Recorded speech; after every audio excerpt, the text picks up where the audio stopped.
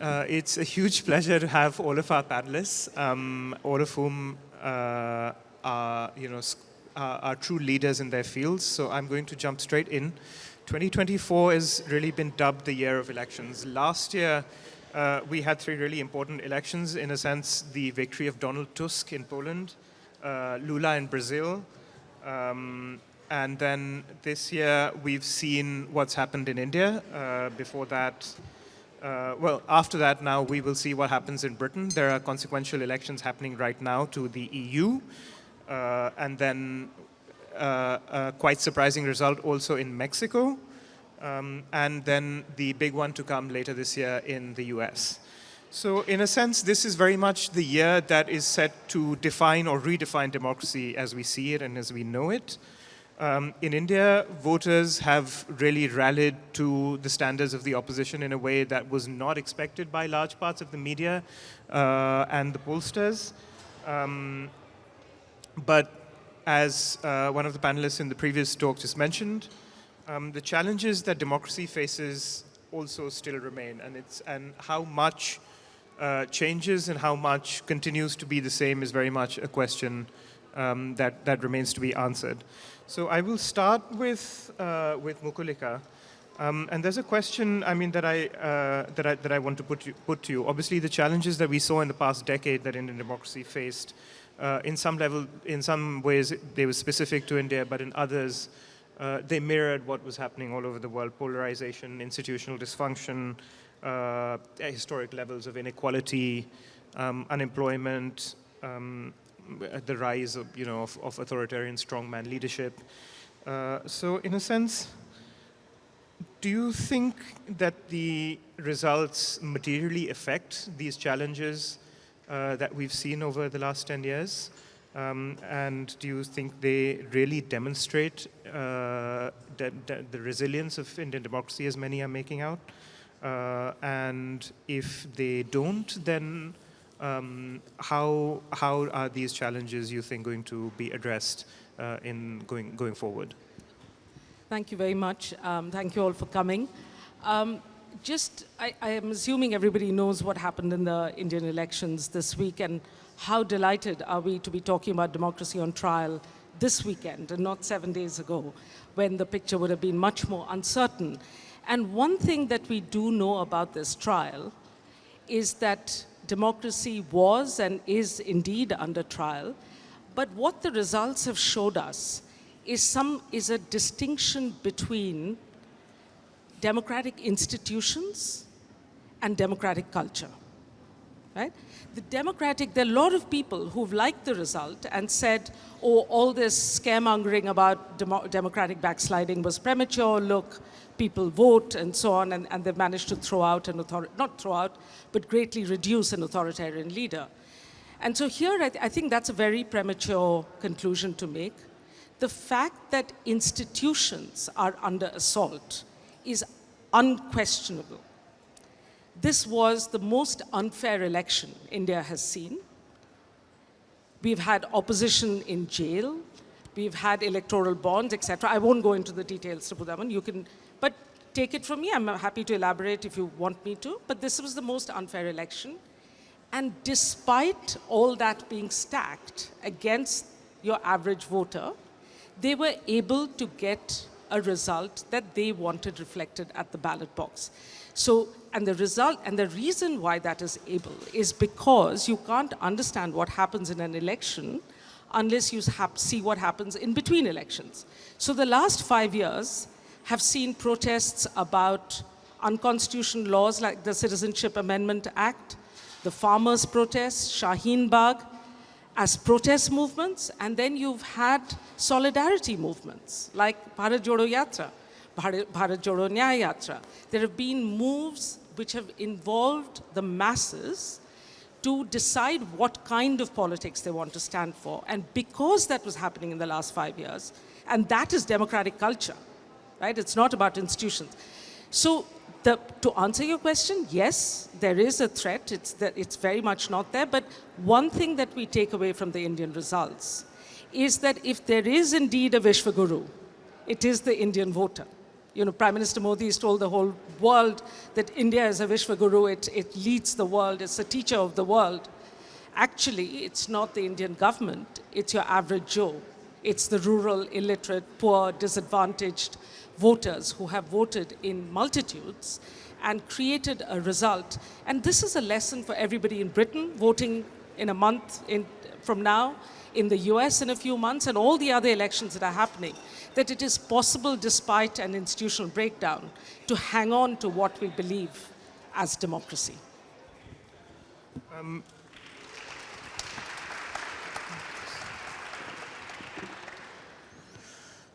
Given that you just mentioned the US, and this is a question that I'm now going to direct to Sarah. Sarah, you've written a fair bit of commentary on what's happening in the US as well. And I remember you writing about Trump's indictment. Of course, he's now more than indicted. But when you wrote about his indictment in its historical context, I remember you arguing that it is not nearly as unprecedented as it was being made out. And you mentioned the examples of Warren Harding and the Teapot Dome scandal, Richard Nixon, Watergate, and you, I think if I remember correctly, you said it's unprecedented in degree but not in kind. Do you still stand by that view? And if so, how much of a challenge do you think Trump and Trumpism represent to American democracy? So just to be clear, thank you very much, and thanks everyone for coming. Just to be clear about what I was saying, it was not that everything that Trump represents is, that there's nothing new about what Trump represents. It was that criminality in the White House is unfortunately also not new. And that what is different is that we now have a president who's been prosecuted after having left office. Obviously, a president who's been convicted of 34 felony counts is new, and that is a difference in degree as well as in kind. But what I was getting at was that this, I think it's important for us to come to grips with what's happening in the United States by telling the truth about what's happened in the past. And we don't help the democratic project if we are inaccurate about a kind of rosy, glorified, idealized past in which democracy worked perfectly in the United States. And now Trump has come along and smashed it.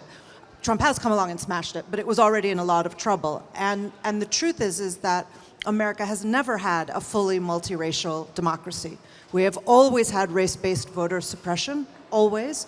And there are all kinds of examples that we could give, but I'll give just one that in my experience most people aren't aware of, which is that when American women were given the vote in 1920, and that was a vote, an amendment that gave the vote to all women of all races, colors, ethnicities. In theory, in practice, black women were kept from the polls in the same way that black men had been kept from the polls since they were given the franchise in the 1860s. And what happened when women were given the vote was outbreaks of mass violence against black voters at the polls. So in other words, women got the vote, and it triggered racist anti-black massacres in the Deep South, in places like Florida. So the idea that American democracy was sort of trundling along doing just great, and then Trump came in and messed everything up, just simply isn't true. Certainly we are now in a place where, speaking of democratic backsliding, we are, obviously the United States is hugely backsliding and under all kinds of threat. The democratic institutions and cultures are under great threat.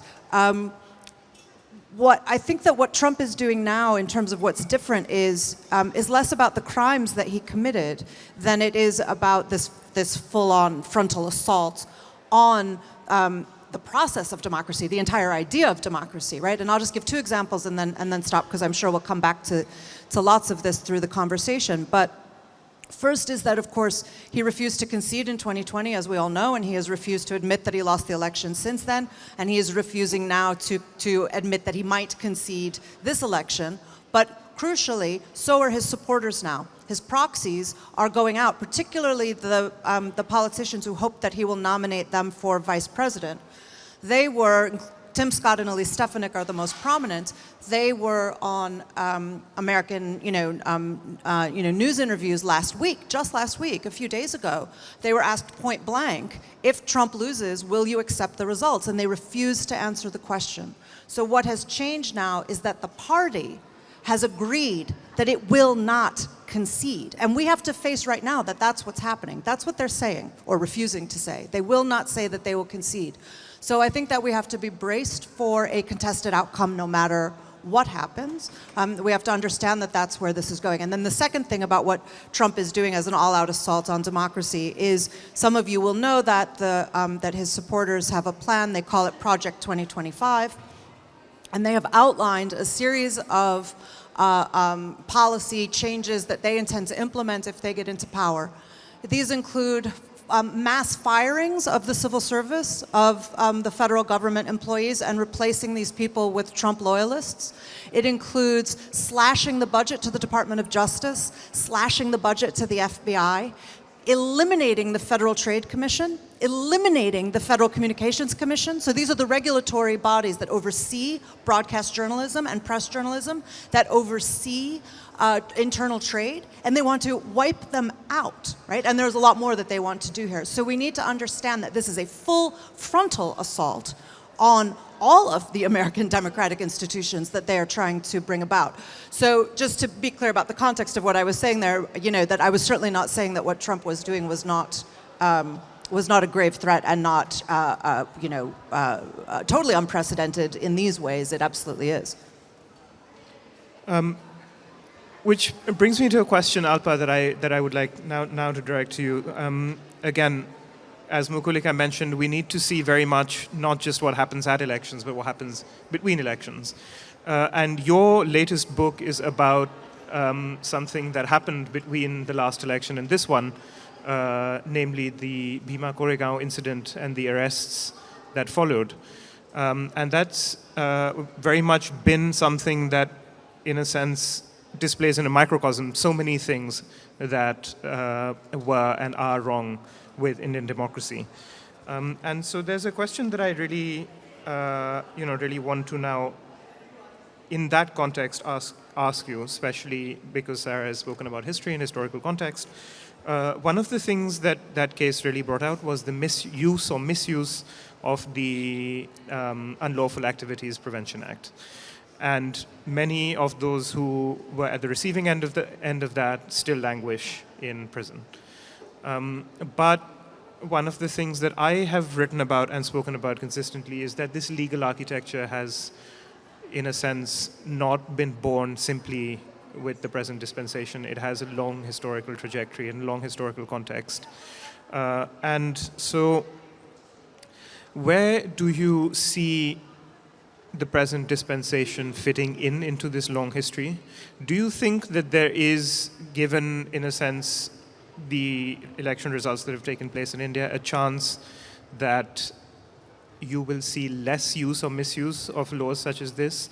Or do you think, should an alternative government come into being, is there a chance that it will try to roll back some of this coercive architecture on which Indian authoritarianism, as exemplified by this incident, is, on what it's premised? Thanks so much. Thanks, everyone, for being here. And it is, of course, a moment to celebrate the election results. Many of friends and colleagues in India are saying, never has a moment of victory tasted so much like defeat, nor a moment of defeat tasted so much like victory. However, I just want to start with a little story of what happened last night. Last night in the state of Chhattisgarh, in central India, a truck full of buffalo was passing through the night, and that truck was stopped. And it is said that it was attacked, the drivers were attacked, and the people on the truck were attacked by a mob of 15 or more youth. They were lynched.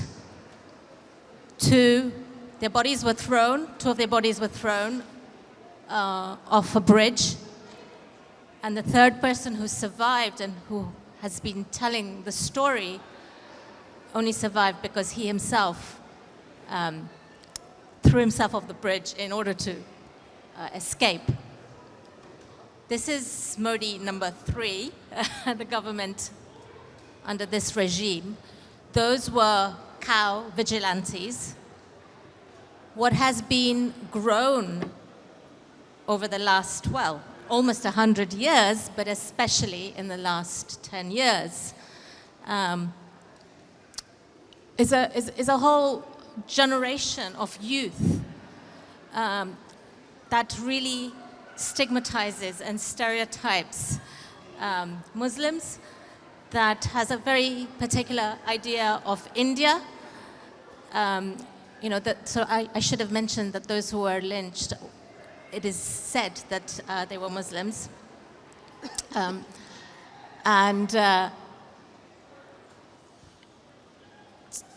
There's a whole range of youth that is out there on the street that has been grown in the schools of the RSS.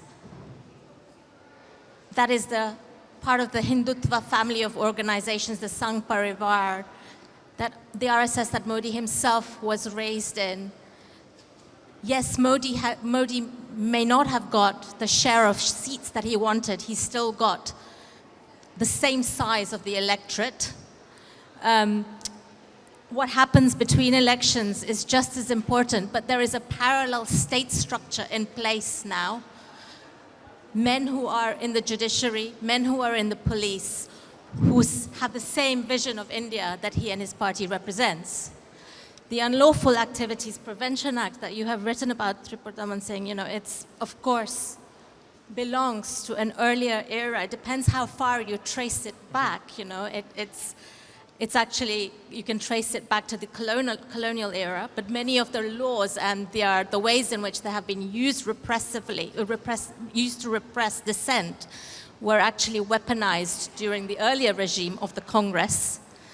What was really startling about the Bhima Koregaon case and the 16 professors, journalists, human rights activists, lawyers who were incarcerated in it, under these anti-terror laws on completely trumped-up charges, put in jail, as these anti-terror laws allow. Many of them, 6 years later, are still in jail. The evidence that was used to incarcerate them has been shown to have been implanted on their computers by top US cyber forensics.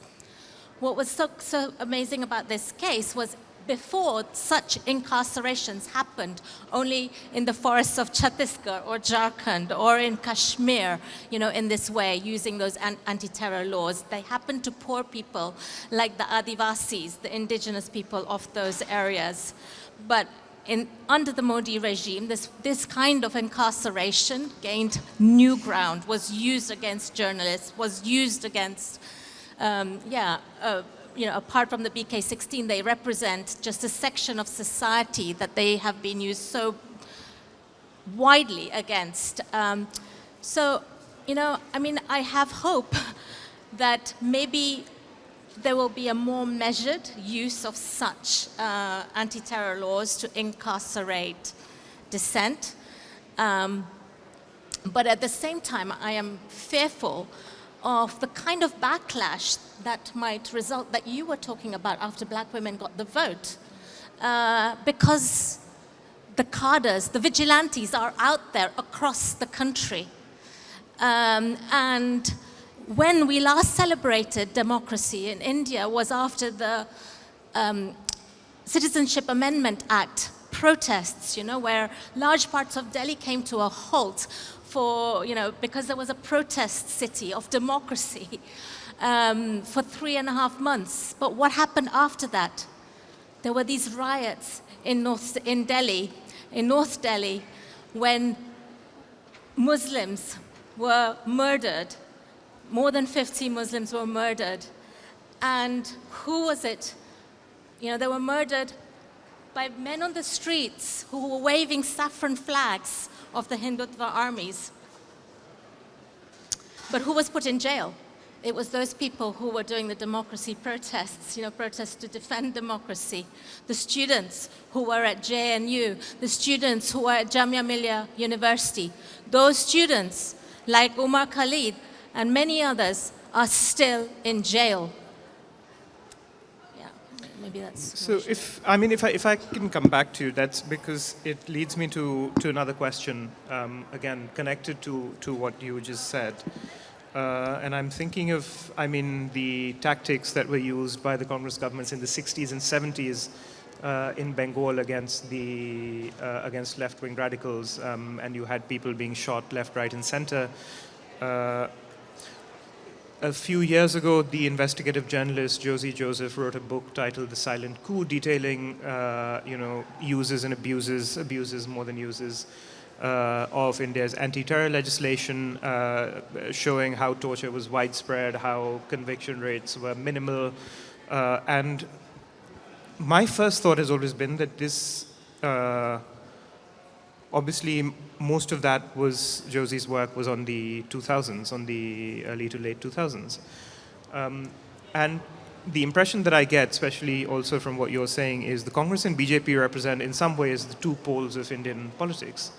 Right? So if there doesn't seem to be a commitment to civil liberties or to a free public sphere or to roll back this kind of legal architecture that the UAPA represents, then wither Indian democracy.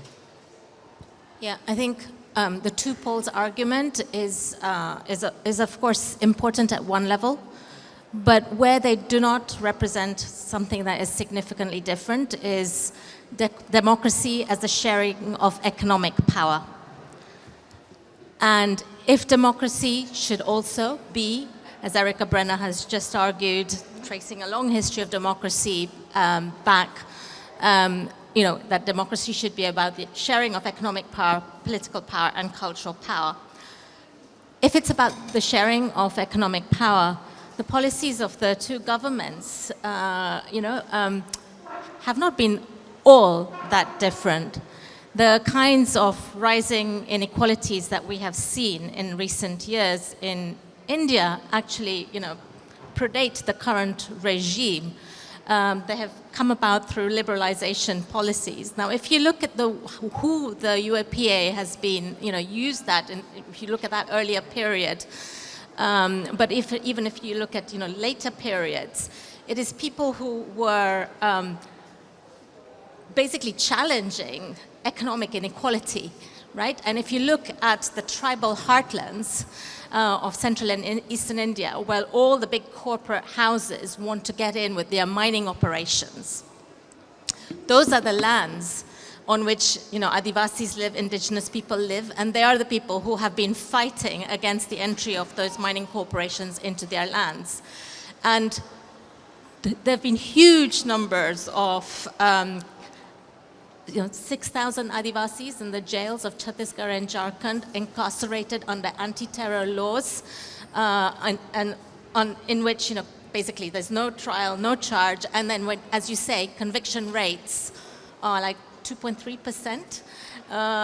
And so, until we see, I think, challenges to those economic structures of power, it's very hard to see how the UAPA is going to get repealed, partly because what's weaponizing the UAPA too now is financial institutions back in Europe and the West, right? So Financial Action Task Force, for example, a Paris-based agency, which has unwittingly weaponized the UAPA in places like India, where it's being used against human rights defenders fighting off, mining corporations, for example. So, yeah. Mr. Quraishi, if I could now come to you. We spoke about democratic culture and democratic institutions. You led what, in a sense, is the most central, or almost the most central, of democratic institutions in India, the Election Commission.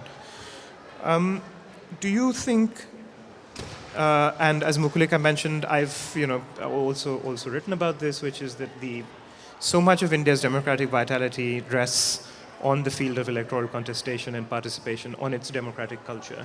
And there has been recently, and I know you spoke about this in the previous panel, kind of almost crisis of confidence, both in the Election Commission and broadly in many of the institutions that are supposed to shepherd Indian democracy. How much of that criticism do you agree with? And what do you think can be done to address it? Well, the criticism of Election Commission was mainly because they did not take action on the statements made, communal statements, provocative statements by top leaders. And they are not only violation of the Model Code of Conduct, but they are very clear violations of the Indian Penal Code, the Representation of People Act, an act which prohibits use of religion in religious places, and they all carry imprisonment of 3 years. Not a word. And finally, the justification given by them, these two were top leaders. First, they thought by equating the statements of our top leader with Rajiv Gandhi, they have done a great balancing act. Now look at the quality of statements on which the action was taken. So, how many people would have bought that very flimsy thing? So, but at the same time, to be a devil's advocate, except for the no action on violation of the Model Code of Conduct, but you must not forget the sheer size and the magnitude of the election process itself. This was not only the biggest election in world history, this is the biggest management event of any kind in the world. Now, 1 billion voters, it's not that you take a policy decision which will affect 1 billion. We actually go to all those homes, every single home, every year, to enlist new voters, correct the entries of the previous voters, take their pictures, give them the voter card, and all that. And more than 1 million polling stations, 15 million people conduct the elections for us, and they're all government servants. Normally derided and looked down upon as inefficient, lazy, and corrupt. Same bureaucracy, we know them because we've come from them. We know everything about them. We get them to conduct a perfect election every time. Now those things are totally out of the debate because the focus is entirely on the major, which very rightly so. Now the title of this is Democracy on Trial. So in fact, in this context, even the judiciary is being criticized, is being questioned, whether it is fair. But the court of the people, where the democracy, this trial of democracy was happening, they have proved that that court is functioning. And they're very fair and neutral. They have shown by the results. And as I was mentioning in the previous session, if some of you were there, you'll remember, very surprising that they were building their campaign on religion, and particularly Ram Mandir. They thought that will be a winner. But BJP lost very badly in the constituency where Ram Mandir is located. And then people say, no, because there is a big majority of Muslim voters, which is not true. It's only 14%. 86% are Hindus who defeated the BJP in the district where Ram Mandir is. And today I just got a WhatsApp, the kind which you keep getting, that there are 11, 12 or 13 places associated with Ram historically. In all those places, BJP lost. So which means appeal to religion does not really appeal to Indian voters. They are very, very sensible, and which they have proved. And the second part, although you haven't asked me, but I would refer to the US, the comments on the US. I'm very grateful to the US because of you, Indian Election Commission has assumed importance in the world. After the Florida fiasco, I've received so many invitations from American friends to conduct their elections. So, now. Please do come. And in fact, we were surprised when before the election, Donald Trump said that if the result goes against me, I will not accept the result. The world's greatest democracy, and talking of this kind of nonsense of a banana republic, that he will not He will not accept the results. Exactly. And it has never happened in India. Because although we are a poor country with 300 million illiterates, but the transition of power has been so smooth and so dignified always. In my presentation, as a PowerPoint presentation, there is a photograph of two people sitting, two persons sitting together, happily chatting. And I put it as a quiz. Can you identify, one of them is a losing chief minister, the other is a winning chief minister. Can you identify? Nobody can identify. Because, as they say, picture says 1,000 words. This is a picture which says 1,000 words about the credibility of the election. The loser does not grudge. He knows he lost badly. And there is a second photograph when they are hugging each other. Can you imagine Biden and Trump hugging each other or even shaking hands? So that is not that was the model which we have to follow. And finally, I would say that many times I've been asked, why is it that you use EVM when even America doesn't use? I said, America is not Bible. Even America is not the last model. There are many things which we can teach them. And I give two examples. When we adopted democracy, there was 84% illiteracy in the country. And very poor and socially divided. And we gave equal voting right to women on day one. USA took 144 years. Secondly, 250 years, you have not given a woman president. We gave a woman prime minister within 19 years. So there are so many things which you can learn from us, and we are available pro bono. Absolutely. That's why I'm here. Just as a question, Mr. Quraishi, which losing chief minister and winning chief minister were you talking There was about? Himachal chief minister, Veerbhadra Singh, and whatever the other BJP chief minister's name. They lost and won against each other many times. But Right. that is the credibility. In fact, another picture which I show in the same presentation, 2014. In the campaign, Mr. Modi was giving the kind of speeches he is famous for. His rival was Dr. Manmohan Singh, who, he's a very polite gentleman. He never retorted. So, but at the end of the poll, when Mr. Modi came out victorious, he went to Dr. Manmohan Singh's house with a bouquet. Now that was a fine gesture. That picture also says 1,000 words, and the way they two are getting inside Dr. Manmohan Singh's house for their, handing over notes as we call in bureaucracy. So these are the pictures, the kind of a smooth transition. It has never been contested. Even if the margin of victory, by the way, is one vote. I have mentioned about 1 billion voters. But I'm very proud to say that there was still last year in your state of Gujarat, Alpa, the Gir forest of Gujarat, famous for Asiatic lion, where there was a polling booth with a single voter. He was a temple priest. For him, a polling party of 6 will go a previous evening, set up the polling station, and wait for him the next morning. He will choose his time, 10 o'clock, 1 o'clock, 2 o'clock, whatever. So, interestingly, even after he had voted, we could not pack up and go. You'll wonder why. Because technically, at 5 o'clock, somebody may say that the guy who came in the morning was a bogus voter. I'm the real voter. So there will be a contested vote, and we have to wait for that the contest to arise because we have to resolve it before we go out. Unfortunately, 2 years ago, the day Prime Minister Modi was addressing his Man Ki Baat, you are all familiar with, he mentioned him. But he did not know because that must have been recorded the previous evening. That morning, the gentleman died. So that was death of a polling booth for us. So, and it is not just for effect that I'm talking about it. There was one story on which I'll finish.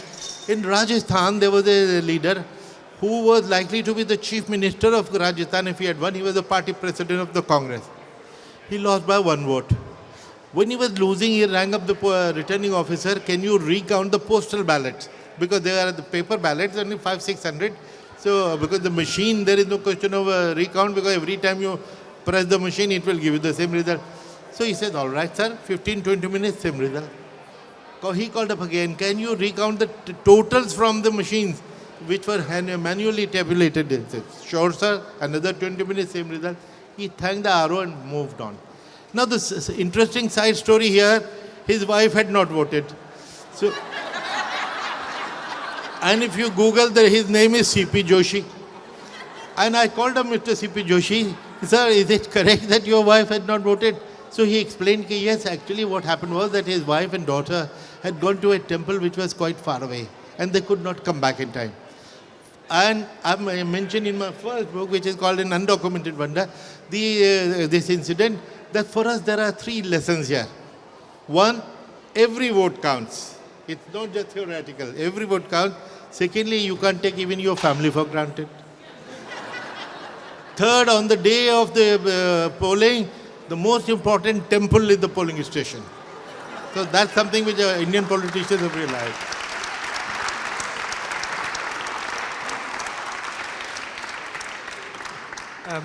There's something that you mentioned that was religion and appeals to religiosity, but also broadly to identity and identity politics as we know it.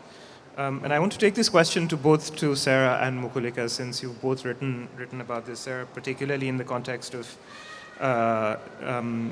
the idea of America first, and how that has a much longer history than assimilation and the American dream, and so on. And do you think, again, that, and I remember reading something by you on how Woodrow Wilson encouraged in a sense suspicion of hyphenated identities. Do you think that, but I live in Geneva, where Wilson is really well known and obviously seen as one of the founding figures of the liberal world order. So much is named after him. How, to me, this appears as a great contradiction. How does American politics navigate this? How do you navigate this big conflict between, in a sense, this sort of idea of indigenism and so many hyphenated identities? Well, the answer is, as I have just been schooled on, we don't navigate it very well.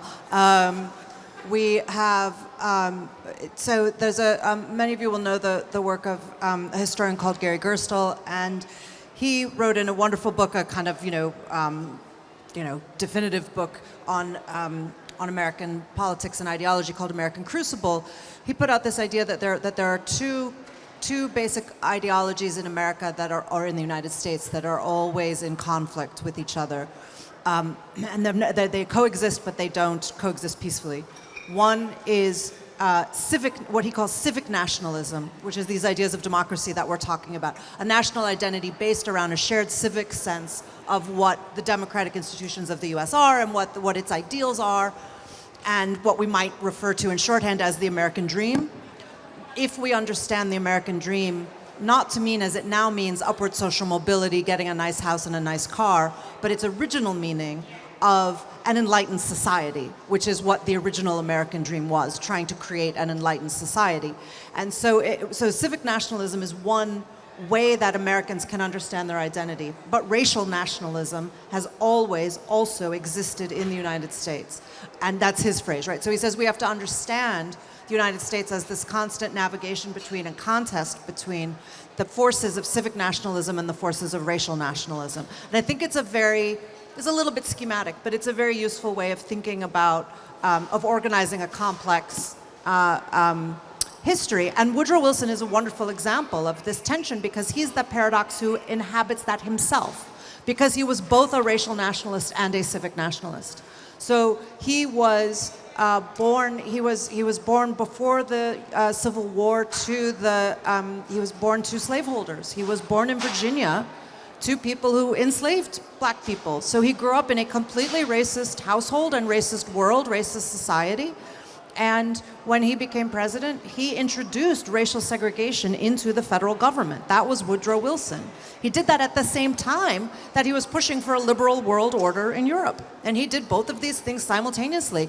And people are contradictory, right? That's what, this is what history teaches us. So what has happened in the United States is that we have a series of institutions and histories that have built up around these different national identities or nationalist identities, and at various points because we have never reconciled them, at various points they come into open conflict, And you can understand the Civil War in the 1860s as a fight between racial nationalism and civic nationalism. And you can understand the fight between Trump and Biden right now as a fight between racial nationalism and civic nationalism.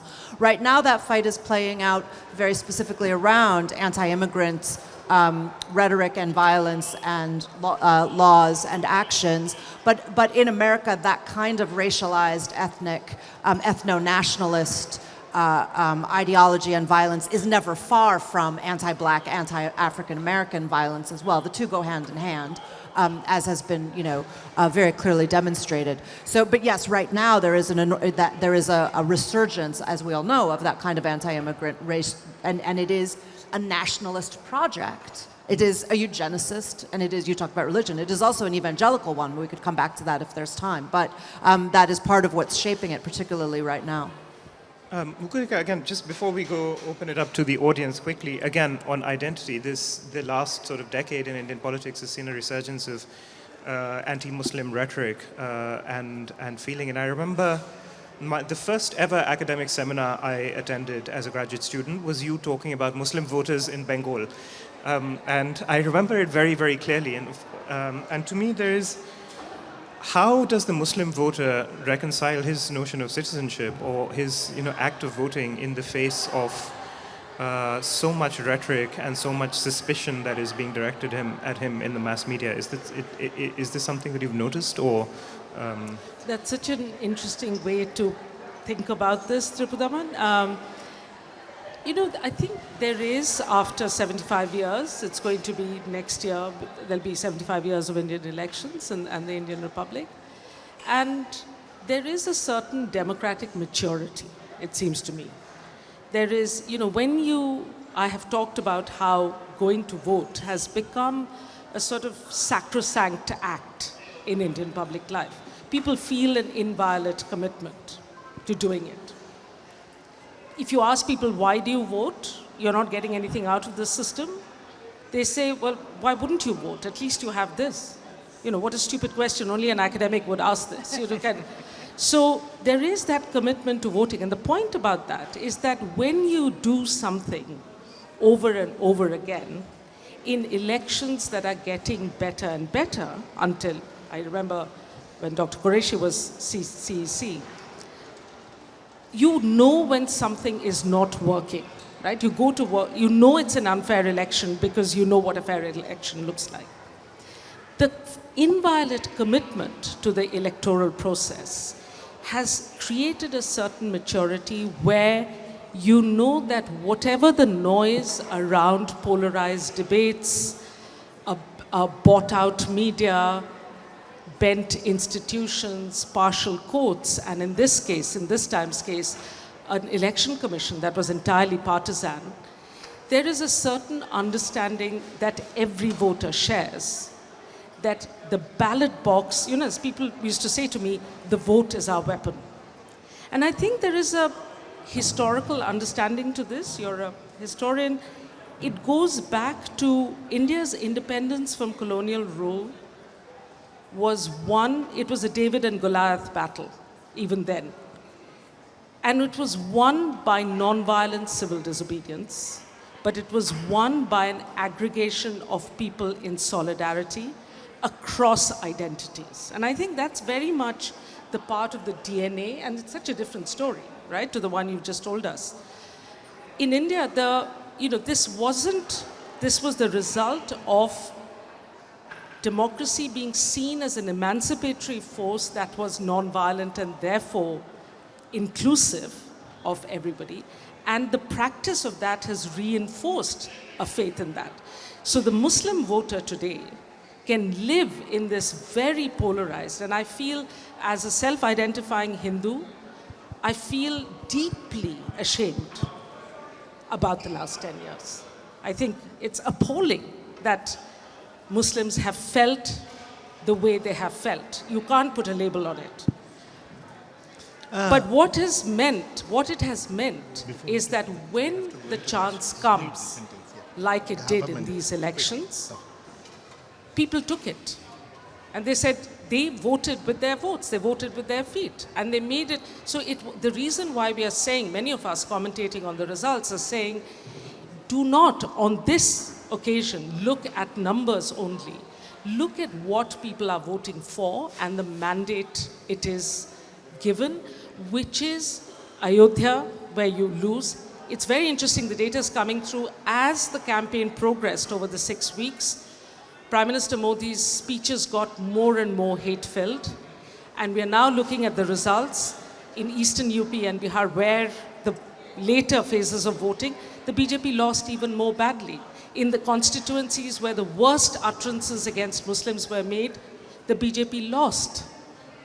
So there is some way in which people are sending a message saying, in all the places that the Bharat Jodo Yatra went through, led by Rahul Gandhi and many other civil society organizations, 41 extra seats were added along the route of that yatra. So there is some understanding of solidarity building and social movements and how they can feed into the electoral process. You know, the hate speech against the Muslims has been the hot topic. One channel once asked me, how do you feel when the Prime Minister started his speech with very, very offensive words against the Muslims? My answer was, I feel very elated and flattered. He said, what do you mean? That's so simple. You know, people start their speeches invoking their God, whatever God. Here, in this case, he starts every speech talking of Muslims, so I feel very flattered. So this is a positive way of... On that note, we'll open it out to questions. I'm sure there are a lot. If you want to direct it to a specific member of the panel, please do so. Otherwise, yes, the gentleman in front, please. Yeah, just as an outsider, just wonder whether there's a slight, wondering about whether there's any complacency here about the results of the Indian election. Because obviously the results were not as bad as people feared. But who's to say that the lesson from those in power is not going to be to double down on the degrading of the judiciary, eroding the rule of law, a system which states their very existence can be removed by fiat? I think that, several of us were pointing to exactly that, that actually what happens, that the decline of the democratic institutions, the takeover of them, judges that are bent to the RSS line, cases which come up for hearing, which bail hearings like the ones I was talking about, the incarcerations, if there's a judge that's going to give a positive hearing, it's removed. The case is removed to people who are going to act in line. And 2 recent High Court judges have just come out and said after leaving office that they, shown their fidelity to the RSS. So, educational institutions with vice chancellors that have been appointed. So there have been so many damages that have already been done that, that is going to take ages to undo, right? And we've talked about backlash as well, the potential for a backlash. Yeah. Can I say something? Sure, maybe if we just take a question and then you could bring it. There, please. I was really struck by a comment in an earlier session. It was the Palestine discussion. And Selma Dabag remarked, I now have more faith in laws than I do in democracy. And I wanted to ask the panel, starting with Mukulika, to respond to that. Thank you very much. I think there is, let me just say something to the first question and then come to this, which is linked to what you said. Democracy does not allow complacency at any point, and certainly these results don't. What it reinforces are 2 things. One, that we've talked about, that the voter still has some way of affecting the outcome. But the second crucial thing, which I have argued at length in a book-length argument, is democracy needs cultivation.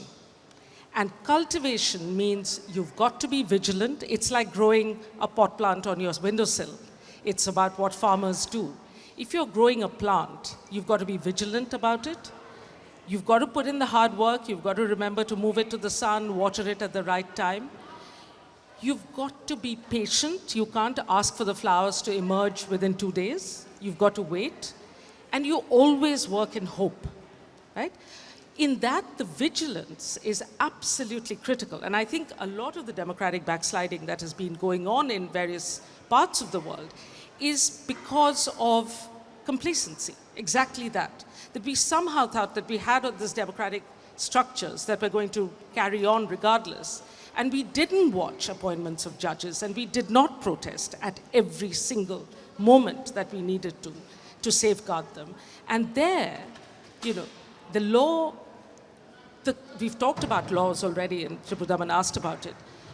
The number of retrograde laws in the Indian legal system are extraordinary. I mean, as a citizen, the first thing I would do to a government that will listen is actually make a list of laws that simply should be off the books in India. And the UAPA being the first one, which was brought in by a Congress government, right? So, yes, the law is absolutely critical in that separation of powers. The legislature, the judiciary is so important. But you're not going to be able to do that without a democratic process. So yes, law is important, but without democracy, you can't challenge law either. The lady in the... we could take one from here, and then after that, the gentleman at the back. Thank you. With elections coming up here very shortly, I find myself in the rather strange position of having a little bit of envy for the US and India, because there the issues have been in your face. Nobody has minced words about it. You knew exactly where people stood and exactly what you were dealing with. In this country, we do things in a very British way, and we don't say things quite as explicitly. And you know, I'm thinking particularly about the Gaza issue. It's a foreign policy matter, but of course it's not just a foreign policy matter. And the undertones of racism, the undertones of a willingness to be influenced by other countries is you know, undeniable. What on earth does somebody do as a voter in this country when all the major parties are singing from the same hymn sheet?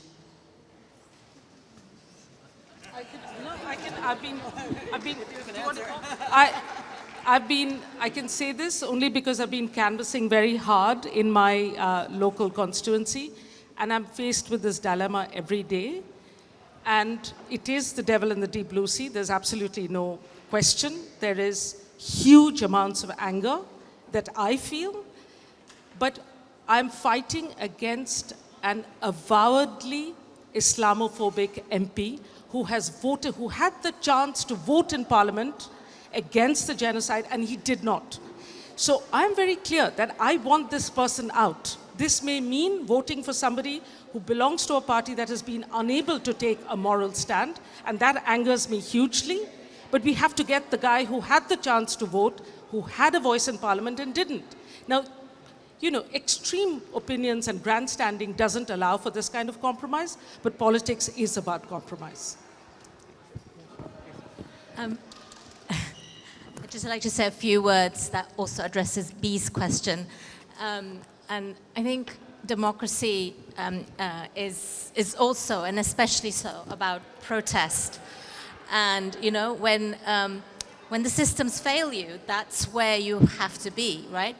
And the most progressive legislation, to answer your question, has only come about through protest on the ground, you know. And I think what is amazing about India as a country, you know, talking about democratic rights cultures, is the long history of democratic rights activism in far corners of the country, especially after the Indian emergency of 1970, you know, in the 1970s, which grew all these activists on the ground who said, never again, you know, is this kind of suspension of civil liberties going to happen. And, you know, those are the people that have been incarcerated now, of course, but you know, those things are change only because of the continuation of street protest. Yeah. We have maybe take two questions together. The gentleman here and then to his right. Hello. Yeah. Listening to you all, I just keep wondering why do we really think democracy is the end-all solution for everything anyway? If somebody can be running a country with, I think mathematically 30% of the votes of the country, which means 70% of the population is against that person, but still you can be running, because mathematically you can win and you can be a majority partner. So why do we think democracy is, I mean, look at the top democracies and not everybody is doing very well anyway. Fair enough. Could we maybe just take another question from the gentleman to your right? Well, it's very different, so maybe you can answer that first. Okay. Well, I'll just say quickly, I think that I would want to make a distinction between democracy and minoritarianism and majoritarianism. They can function within these systems, but what happens is gradually, certainly what's happening in the United States is that gradually you have a smaller and smaller, a less and less representative group that has its hands on power, and it increasingly does not represent what people believe, and it increasingly does not do, enact foreign policy or domestic policy. It doesn't do the things that they want. And I'll give an example in the United States, a really obvious one, which is the overturning of Roe v. Wade last summer. A wildly unpopular decision, right? And to B's question about law, I mean, I would say, she's gone. But anyway, you moved over. Anyway, there are laws and there are laws, right? So Dobbs is the law that overturned Roe v. Wade. It's based on a falsehood that Alito entered into the legal record. He claims that there is a history of criminalizing abortion that there is not in the United States. It doesn't exist. And so and what they did was, because they had a very small but powerful group there, they enacted this policy, and there has been a backlash against it in the polls, right? So the Democrats have been winning every election that they have run on the question of Dobbs. We'll see if that happens this autumn or not, right? It's just one example. So you can do it for a while, what you're talking about, but you can't do it forever. And at some point, especially with a very large country, that gap just becomes too wide to be practicable. And so, do I think that democracy is a perfect political system? Of course not. But I do agree with the old truism that it's better than all of the alternatives. And I don't know of an alternative that I prefer to it. What we need to get is, in my view, is a democracy that is better at bringing together the sharing of economic and cultural and political power. And we have to get back to these ideas about power sharing, which I think is something, speaking of backsliding, that many societies have been losing ground on in recent decades. So we're done. Maybe we can squeeze in one more question, or... okay, we'll squeeze in one more question. Could we have... okay, yes, please. Sorry, I'll be very quick. I just wanted a historical perspective from Dr. Quraishi about democracy being on trial in the past and how he felt it has come through comparatively between the 70s and now. And I just wanted to say one more thing. Congratulations on your very free and fair open remarks, which needed to be stated. And also one last comment, which is that I think that law is the new religion, and hopefully that will prevail. Yeah, thank you very much.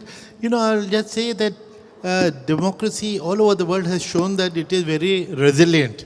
Every now and then there is a debate that it is on the decline and suddenly it bounces back. So that is the hope. The resilience of democracy is the hope, and we feel, and just as demonstrated by the results 3 days ago, I mean, many parts of the country, surprise results and things turn around. I think we'll have to stop it at that. We're out of time. Thank you very much, everyone, for coming, and thank you, all of you.